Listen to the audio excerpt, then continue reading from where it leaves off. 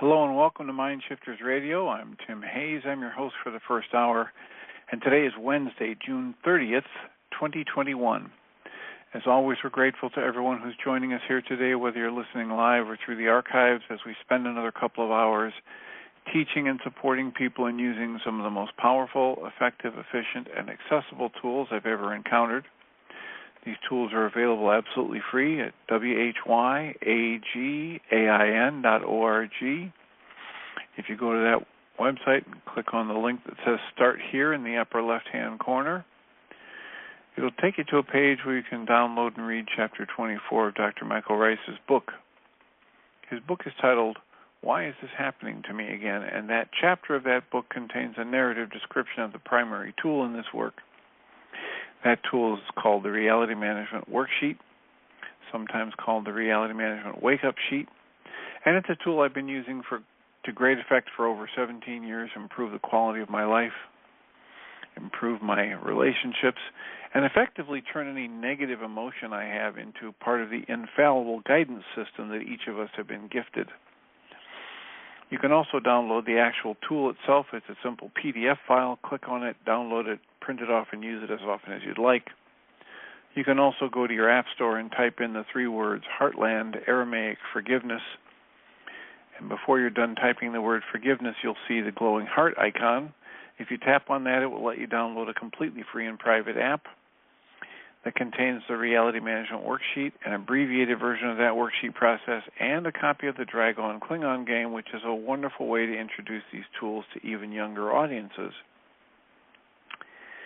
You can also download a whole host of audio files of shows just like this one, in which people have called in and been stepped through the worksheet process or given powerful testimonials about how well the process has improved the quality of their life as they apply it in their life. And we hope people do that soon and often because that usually raises questions for them. And if you have a question, give us a call. Our call-in number is 563-999-3581. If you call that number and press 1, a little question mark will go up by your phone number and I'll announce you by your area code. Alternatively, you can send an email to Jeanie at jeanie@whyagain.org, or you can send an email to me at tjh@mindshifters-academy.org. And we'll be happy to answer or discuss those questions and talk about them on the air. And then you can listen to the archives. The archives are available through whyagain.org, whyagiain.org, and just click on the microphone, the picture of the microphone. We've also been doing the Course in Miracles experiments this year, and today is the 181st day of the year, and this is an introduction to lessons 181 through 200. The commentary reads, our next few lessons make a special point of firming up your willingness to make your weak commitment strong, to bring your scattered goals blending into one intention. You are not asked for total dedication all the time as yet, but you are asked to practice now in order to attain the presence and the sense of peace that such a unified commitment will bestow, if only intermittently for now. It is experiencing this that makes it sure you will give your total willingness later on. Our lessons are now geared specifically to widening horizons and to direct approaches to the special blocks that keep your vision narrow. And so we start our journey beyond words by concentrating first on what impedes your progress. Experience of what exists beyond defensiveness remains beyond your ability to achieve it at this time. You have to admit that you're defensive. It might be there, but you cannot accept its presence, this thing that exists beyond your defensiveness. So we now attempt to go past all defenses for a little while each day. No more than this is asked, because no more than this is needed. It will be enough to guarantee that the rest will come. And so today's lesson, lesson 181, reads, I trust my brothers who are one with me. The commentary reads, trusting your brothers is essential to establishing and holding up your faith in your ability to transcend doubt and lack of sure conviction in yourself. When you attack a brother mentally with your mind, you proclaim that he is limited by what you have perceived in him. You do not look beyond what you perceive as his errors. Rather, they are magnified, becoming blocks to your own awareness of the capital S self in you that lies beyond your own mistakes. So perception has a focus. It is this that gives consistency to what you see. If you change this focus, what you behold will change accordingly. Your vision now will shift and support the intention you have, which replaced the intention you held before. Remove your focus from your perception of your brother's, quote, sins, close quotes, and you experience the peace that comes from faith in sinlessness. Therefore, in practicing today, first, let all such little focuses give way to our great need to let our sinlessness become apparent. A major hazard to success has been involvement with your past and future goals. You've been quite preoccupied with how extremely different the goals this course is advocating are from the goals you've held in the past. And you've also been dismayed by the depressing and restricting thought that even if you should succeed, you'll inevitably lose your way again. Working with the past 180 days, it's right in line with what the way of man. And this is the lowest part of the fence over there. You will need a ladder and a positive sense of yourself and what you will face in order to make it through. I can say, beware, the earmarks of the fake teacher are blank, and identify the characteristics. I can let you know that certain behavior does not support your highest and best. I can warn you, be aware if you find yourself or someone else doing those things and be in support of healing those behaviors, all without condemning. However, if your inner dialogue speaks to you frightfully about condemning, perhaps you'll need to heal your listening and rid yourself of the need to gloss over what does not work. So again, we're back to that point about premature positive thinking, and that oftentimes people get lost in that trying to positive think on top of a negative foundation. And speaking of negative foundations brings to mind, I've been watching a little bit, reading a little bit about this collapse of a building in Florida, and just we'll invite everybody to take a quiet minute. So, the world which once proclaimed our sins becomes the proof that we are sinless, and our love for everyone we look upon attests to our remembrance of the holy capital S self, which knows no sin, and never could conceive of anything without its sinlessness. We seek for this remembrance as we turn our minds into our practicing today. We neither look ahead nor backwards. We look straight into the present. Our sinlessness is but the will of the Creator. This instant, our willingness is one with His. So that's my offering in today's lesson. And we're also doing the Pam Grout Course in Miracles experiment.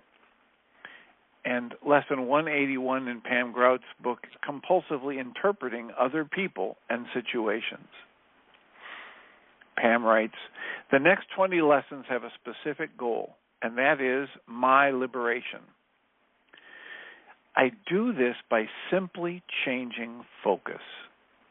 Lesson 181, I trust my brothers who are one with me, asks for a simple commitment to move from the courtroom of my mind that imposes judgment on pretty much everyone and everything. Move from there to the open field of brazen acceptance. This is done by giving up compulsive thinking, at least for a little while each day. I do this by asking for the aid and assistance of the Holy Spirit, asking to look beyond perceived errors, admitting that if I see it out there, it originated in my mind. No longer do I confuse reality with the racing thoughts in my head. I look behind the screen of misconstrued concepts that blame others as the source of my pain. If anger comes up, I simply notice and I ask for deliverance. It is not this that I want to look upon. Never mind that it will undoubtedly come up again. That I will inevitably lose my way again. Don't worry about that. How could it matter? What matters is my commitment to look straight into the present, not backward, not forward. Look into the present now. So that's our Course in Miracles lesson and commentary from Pam Grout.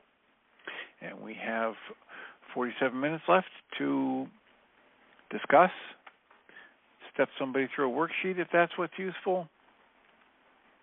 Entertain your comments, questions, answers, and soliloquies. How can we support you today? What would be of use in your Wednesday, the last day of June, 2021? Our call-in number again is 563-999-3581.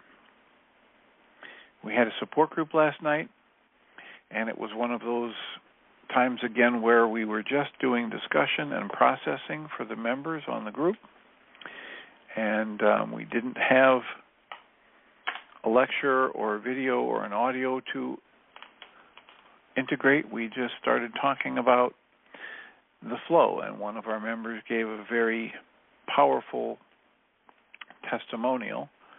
She's probably been attending the support group fairly regularly for more than 6 years, and she was asking about how could she get other people to start attending the group or using the tools. And my answer was that the most useful way for me, the most productive way for me to do that is for me to use the tools in my own life and become a model, become the modeling agent, because the vast majority of whatever anybody learns from me comes by watching how I live my life, not by any lectures I give them. And once I had said that, she said, yeah, I get that, and I'm doing that. She said, but still, my family just looks at me and says, oh, that's Betty.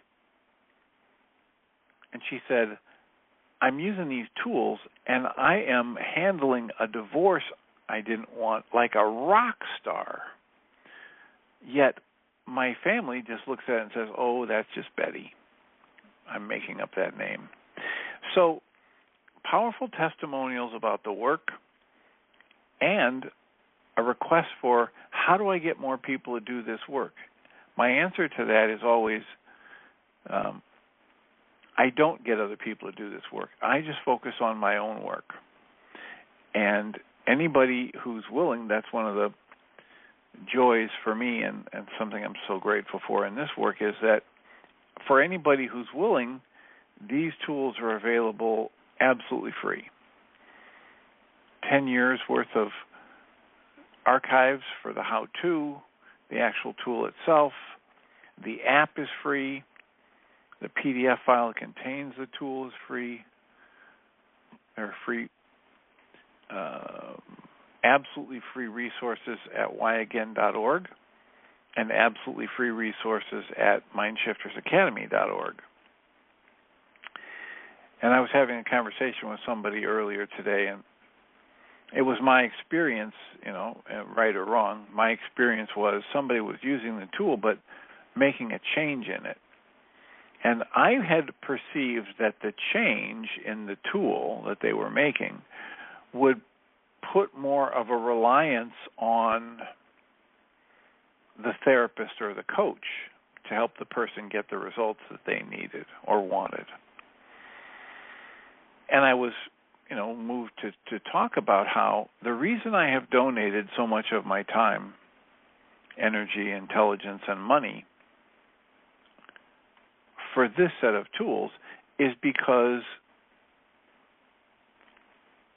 anybody can pick them up just the way they're offered for free on the show, on the internet itself, in the support groups. Anybody can pick those tools up and get great results. They don't need the outside coach. The outside coaching is lovely. Sometimes when people have trauma, that's stuff they'll require some support with to get the deep results they want. And it's not necessary. With the willingness, with the way the tools are presented, if you stay right in line with the core of the presentation, the tools just explain to you how your mind and body energy system works. And you get to understand that anytime you're creating a negative emotion, that's what you're going to be experiencing. So anytime you experience a negative emotion, that's your own creation. And if you can step into the use of the tools and get access to how you're creating this emotion and understand it, then if you don't like it, change is possible. And if people stay very, very close to these tools, they don't need a genius therapist, they don't need a genius coach, they don't need anything from the outside, and they can get phenomenal, life-changing results. And those tools include, but are not limited to, the Reality Management Worksheet, the 3 Early Memories of Conflict, the Mind Goal Management Worksheet, and the Codependence to Interdependence Worksheet that has me figure out who I think has offended me in my life and what my advice is for them and what they did to me, and my punishment thought for them, and then step into the realization that whatever advice my mind has come up with for them, it might be really good advice for them, and it's perfect advice for me. Absolutely perfect advice for me.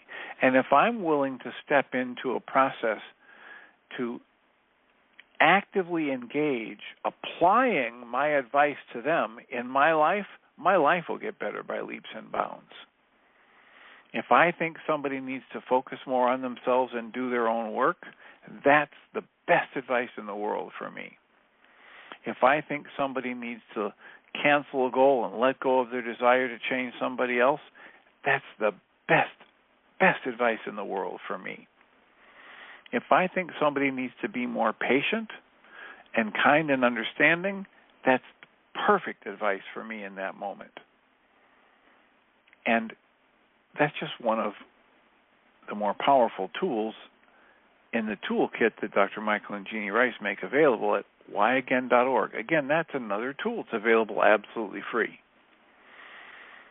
It's the Codependence to Interdependence Worksheet that has me list out everybody I think has ever offended me, what they did to me in my estimation, what my punishment thought is, how I would like to punish them for this horrible thing I think they did to me, my advice to them, and then finally how I'm going to apply my advice to them in my life.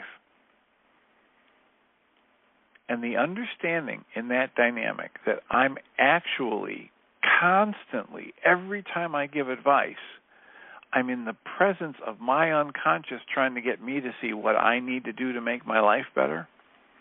And the more I focus on the person on the outside, the more I let that perception that my own mind has created drive my behavior, the more I stay locked in a prison that's focused on people and things outside of me that not only do I not have any control over, but they didn't have anything to do with the generation, me generating, creating, and experiencing the emotion that's up in me. So the core of this work is so elegantly simple that for most people, the conscious logical mind, some would call it the ego, will not let them perceive how powerful the tools can be. And that is because the truth of our lives and how we create emotions and how we experience them and what we do with our thoughts, our mind energy, the truth of it is relentlessly simple. And our ego, our conscious logical mind, our wounded self, whatever you want to call it, is forever complicating things and trying to make them seem far more complicated than they ever were. And the fact of the matter is, if I step into the use of these tools, as I have been doing for the past 17 years, I can move out of upset, sometimes in just one or two worksheets or breath sessions or EFT tapping sessions. I can move out of upset without anything on the outside changing, without anybody repaying the money that I believe they stole from me, without anybody apologizing for the horrible thing my mind tells me they did.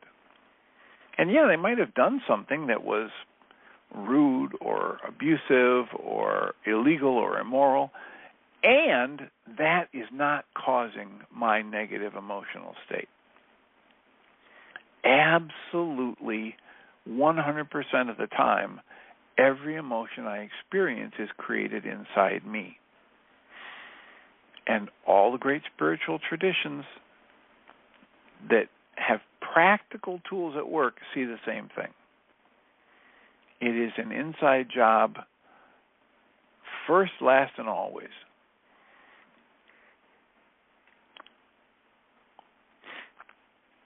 So we have a variety of tools we can help people step through. We have a vast array of knowledge and experience with all of those tools. We'd be happy to answer your questions or entertain your comments. Our call-in number is 563-999-3581. If you call that number and press 1, we can have a conversation.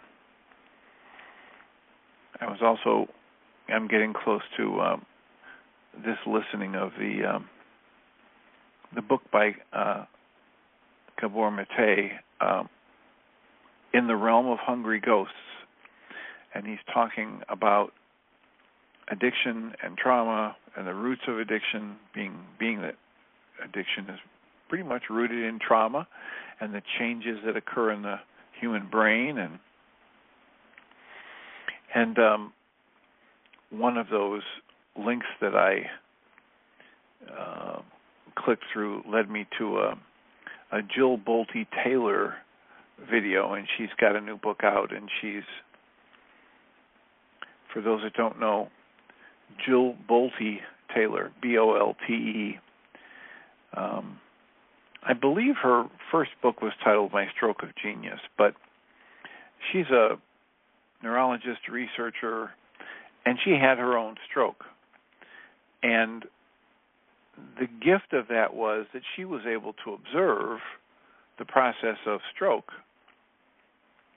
And as she recovered, she was able to add to the existing knowledge about the effects of stroke and which part of the brain and recovery. And so in this particular video, she was talking about the 90-second rule. And for her, money in the research that she's done and been involved in and read in other places. When we have an intense negative emotion, she and other researchers have studied what are the parts of the brain that are involved in this and what are the energetic changes or the physiological chemical reactions that lead to a burst of anxiety or depression or anger, etc.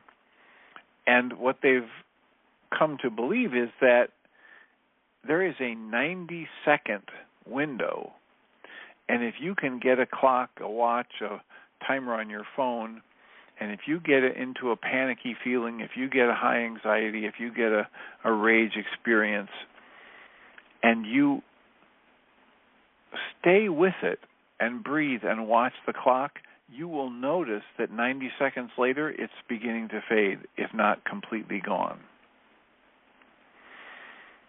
And so she's offering this as a technique to help people move past their anxiety and panic feelings.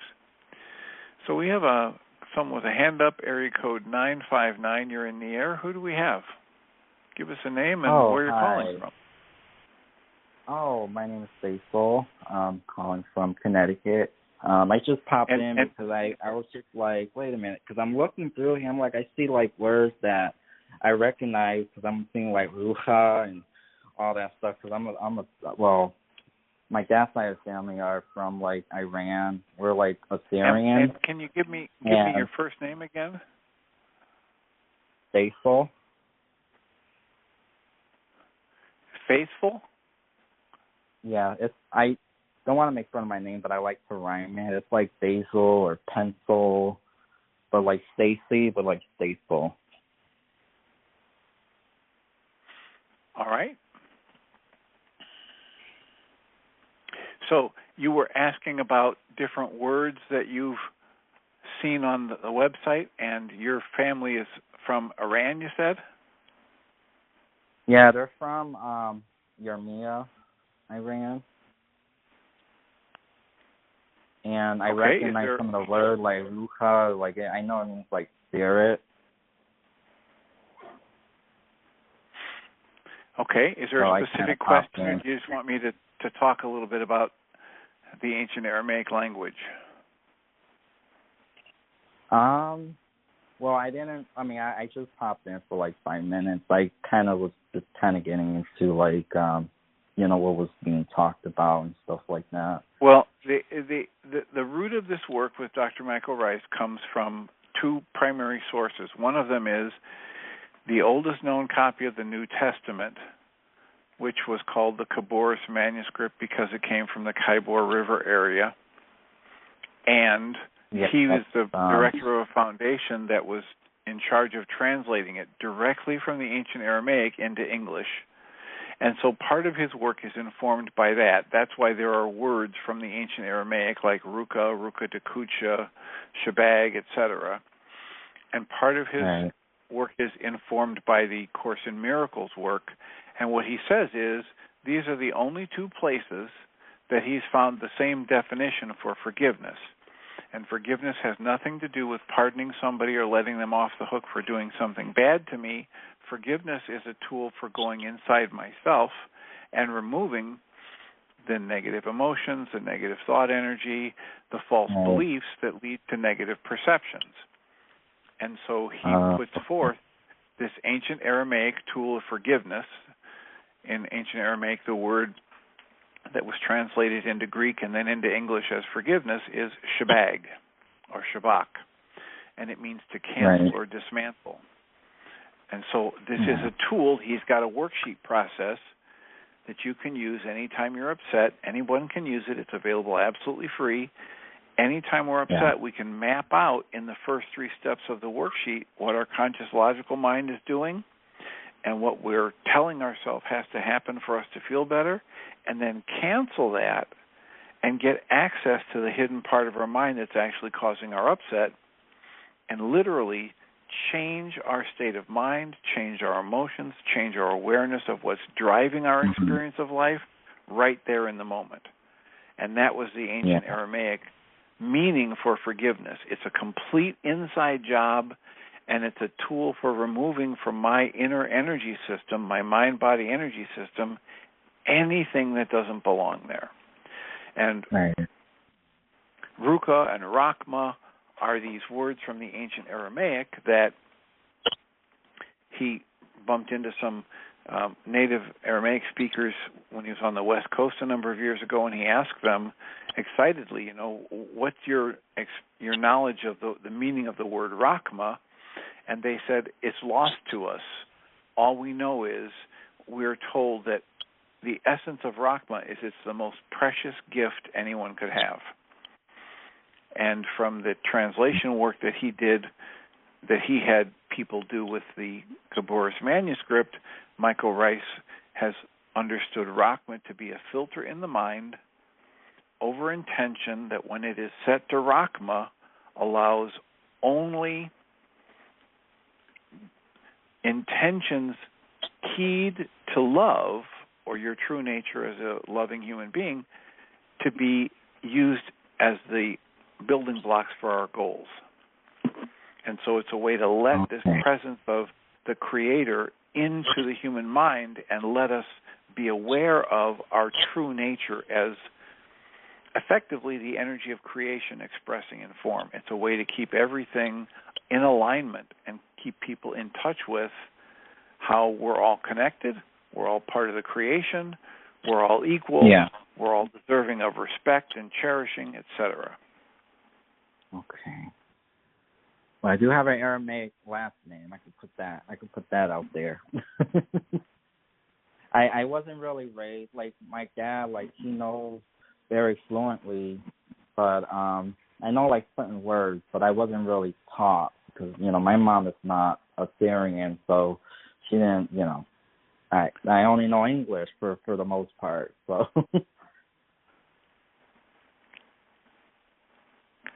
All right. But, well, there are very powerful tools that are available that are rooted in your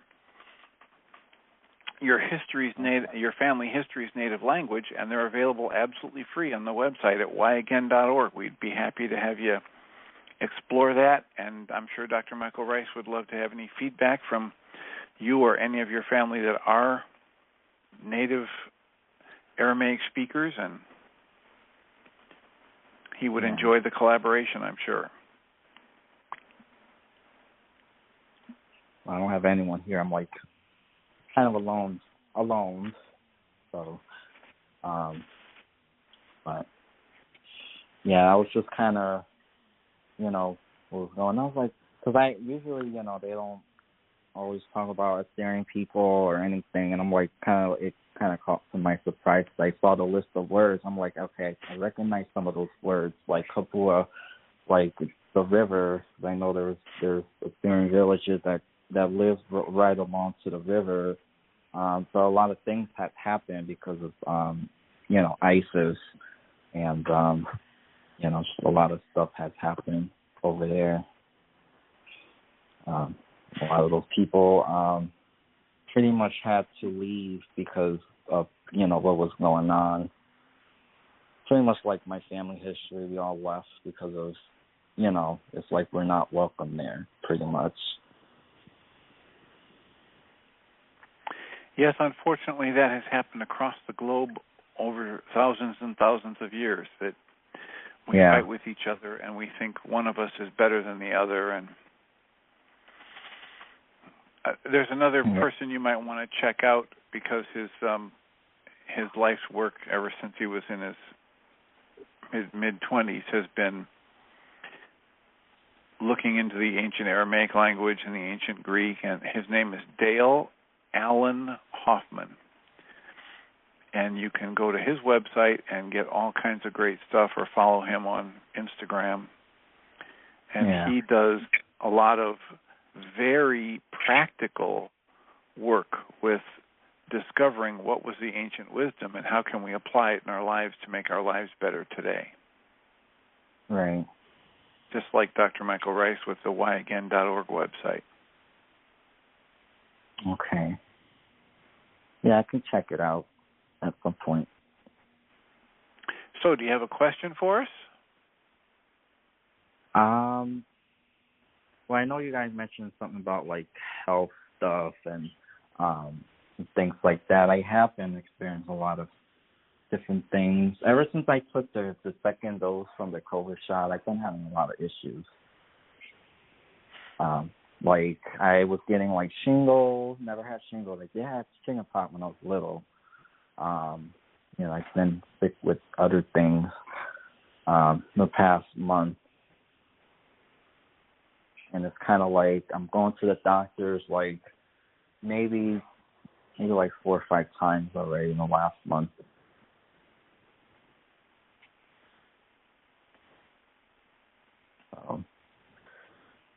It's quite frustrating. Well, and that would be a perfect reason to pick up a tool like the Reality Management Worksheet and dismantle the frustration, dismantle the sadness, dismantle the fear. And one of the ways to think about it is then when my energy system is free and clear and I'm not pouring all of that energy into the negative emotion, there's a lot more energy available for my immune system and my other health systems to do the work, to protect me, to clean up things, to strengthen things. And you could call back when Dr. Michael Ryce is on in the second hour. He's going to be here in about 25 minutes. And he's a doctor of naturopathic medicine as well. He might have some specific ideas for you related to cleansing or detoxification. Okay. So the second hour, that's, I know right now it's 7:30. I mean, not 7:37. 20 minutes or almost 20 minutes. As I was mentioning before, the 90-second rule that comes from Dr. Jill Bolte Taylor's research tells us that if we can tolerate our upset, our panic, our anxiety for 90 seconds and watch the clock and keep our breath moving, we will notice that it fades in intensity. Is this Susan? It is. Hi, Dr. Tim. I love that idea. Thanks. Yesterday, I was on with, or maybe it was the day before. Yesterday was crazy. With Michael, because my grandson Charlie had been sending me nonstop texts. And it was a perfect example of what the mind of a teenager with OCD might be doing. At least it was a perfect example of what Charlie was doing.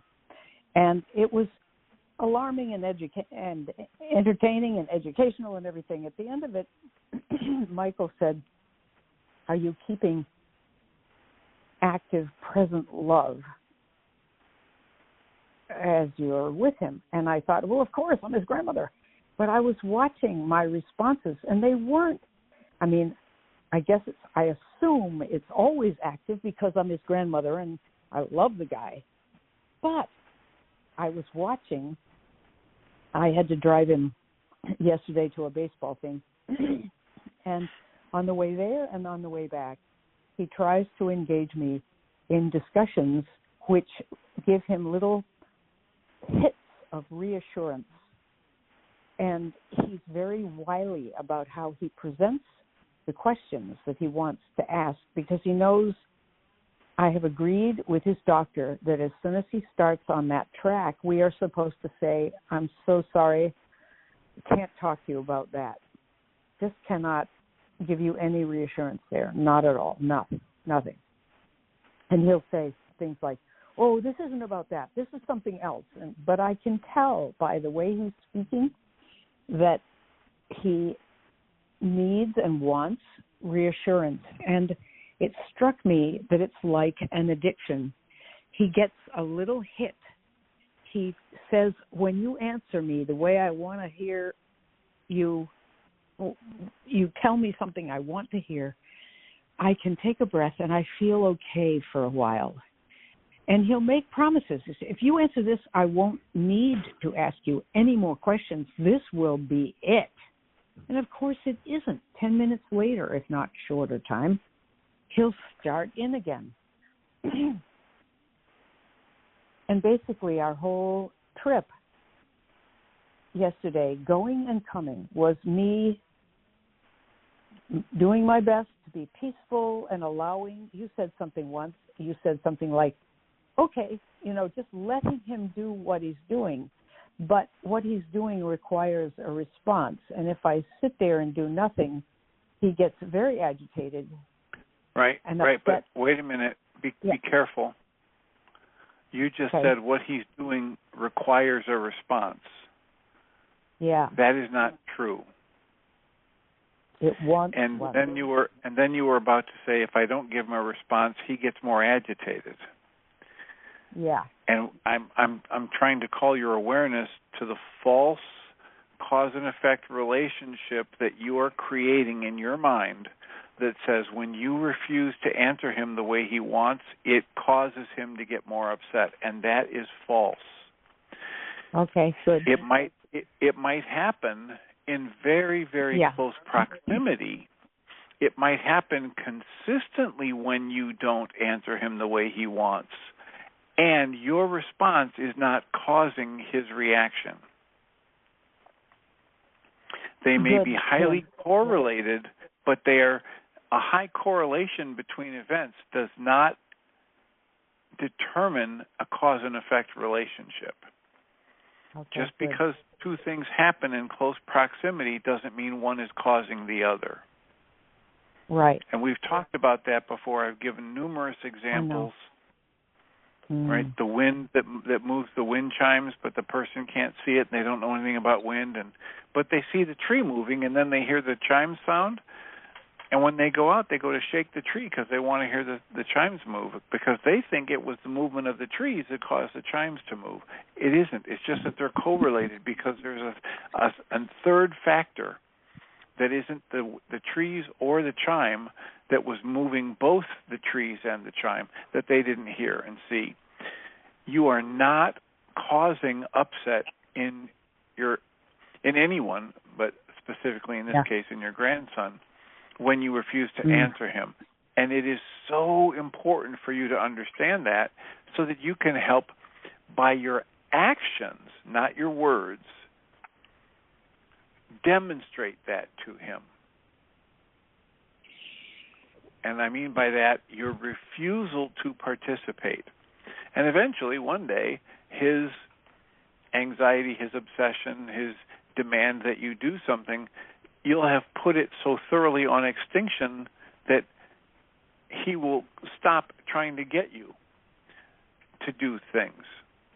At least the frequency with which he tries to get you to do things will change, because you will have put it on extinction, essentially. But every time you give in, you reinforce the idea that all he has to do is push hard enough, long enough, and then he can get what he wants from you. And in this case, what he wants from you is participation in his obsession and his compulsion. Which, and you're very right, it is very much like a drug, and it is a hit.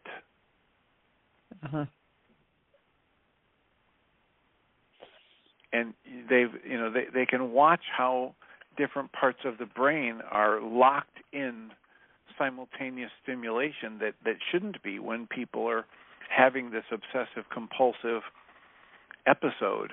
And so we know there's brain involvement, but we also know that it's trained as well as physiological, and people get convinced that they need this, that, or the other thing in order to have a change, and they don't.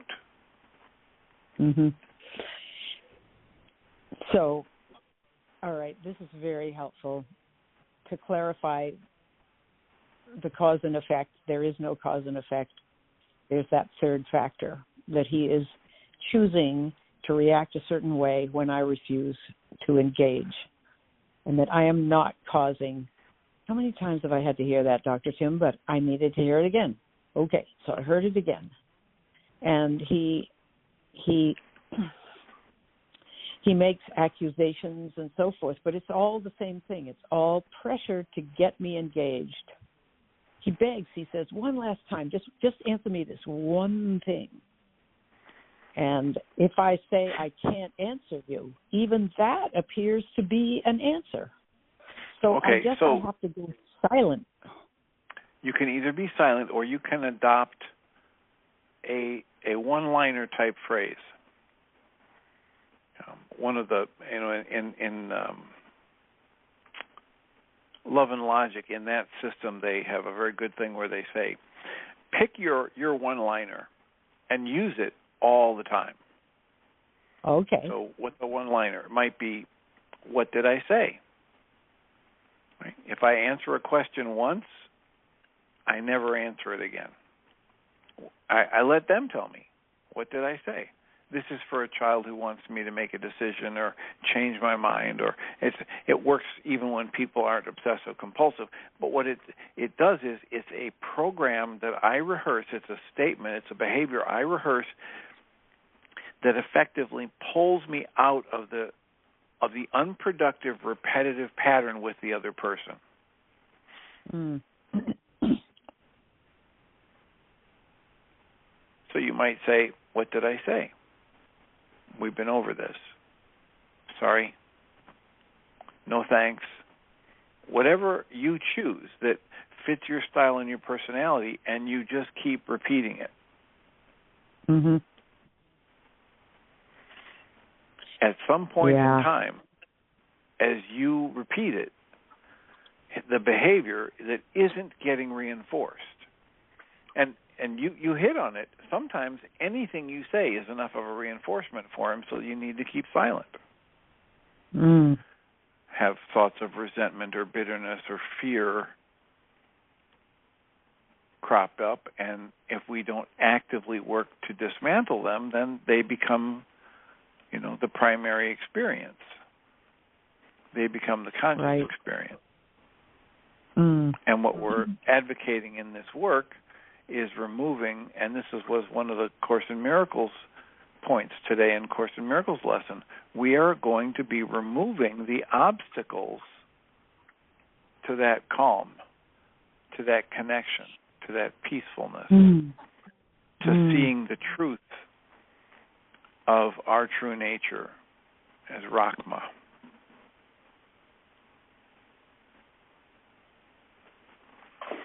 So somebody just raised a hand, and area code 828, you're in the air. Hi, this is Magda. How you doing? Good. What's your input, Magda? Yeah, I just wanted to add something, an example of how I was once upon a time able to extinguish a behavior that I engaged in with my parents. This was after they had moved out of state, after their retirement, and as was true all through my life with them at home, and even after I was an adult visiting them, when they would engage in their quarrels and verbal back and forth, I would also engage by trying to help them see clearly what was going on and what did she really mean and so forth. And I finally decided that is of no use. So I went to visit them one Christmas, and I didn't even really announce it. I simply, every time that they would start raising their voices and getting into a quarrel, I would simply get my jacket and I would say, I'm going for a walk, and I would go. And it did not take very many times of doing that when I was greeted with the information when I got back that we understand what you're doing and you don't have to worry about it anymore. And they never did raise their voices and have quarrels while I was there again. I know it didn't extinguish their behavior with each other, but I was out of it. And it was easy. It was so easy. So I just wanted to add that. Well, it's an excellent example. I'm glad it worked well for you. It did, yes. And I was in a place of love when I did it, as opposed to huffing out because I was upset. which really made it that's easy a key point. for me. Yeah, That's it right. really is. Key point. Yeah. Could you repeat that? I'm having trouble understanding Magda. There's a muffled All right, so sound. here it is. Here it is. Yeah. She said she was in a space of loving energy when she would put on her coat and walk out the door. She did not do it in a huff.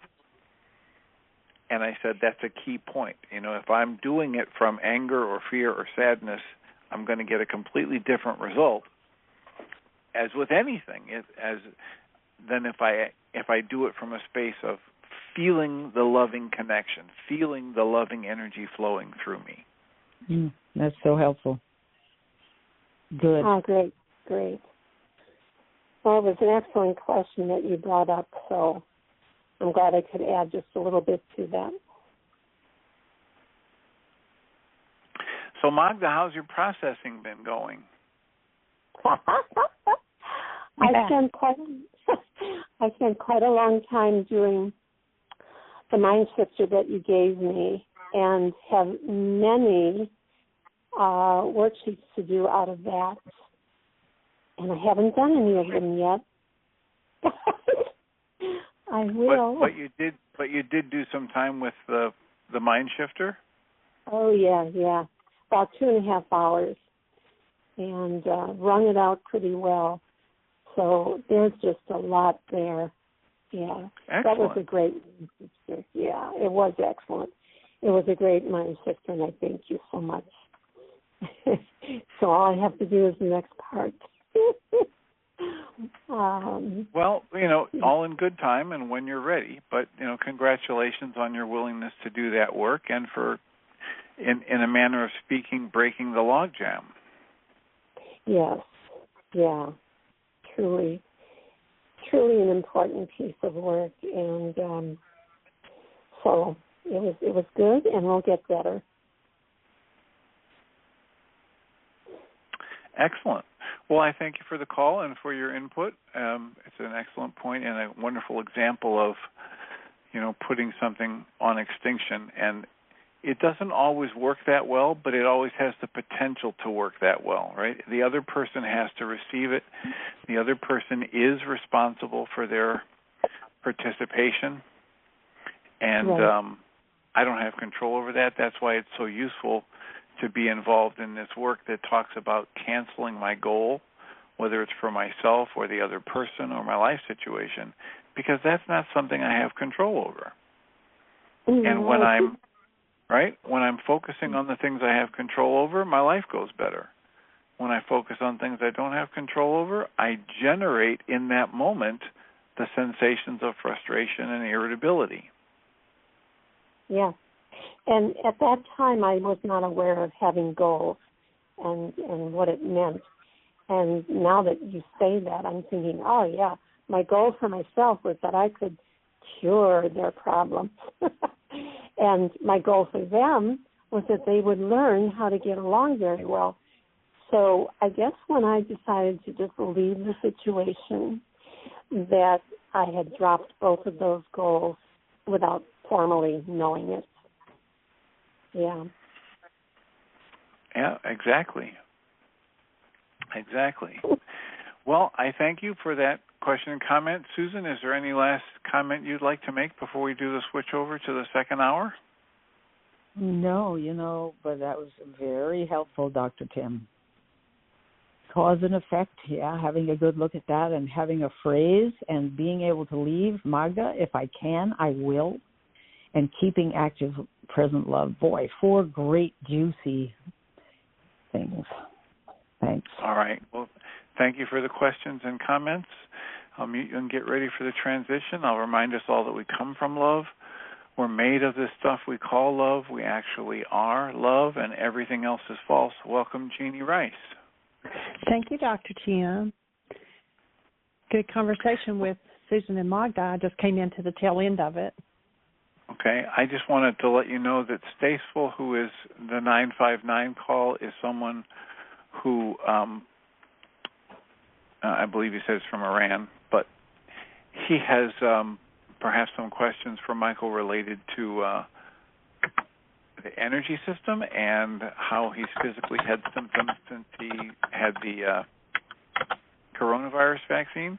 And so I will support you in having a wonderful show and sign off. Awesome. Thank you. Appreciate you.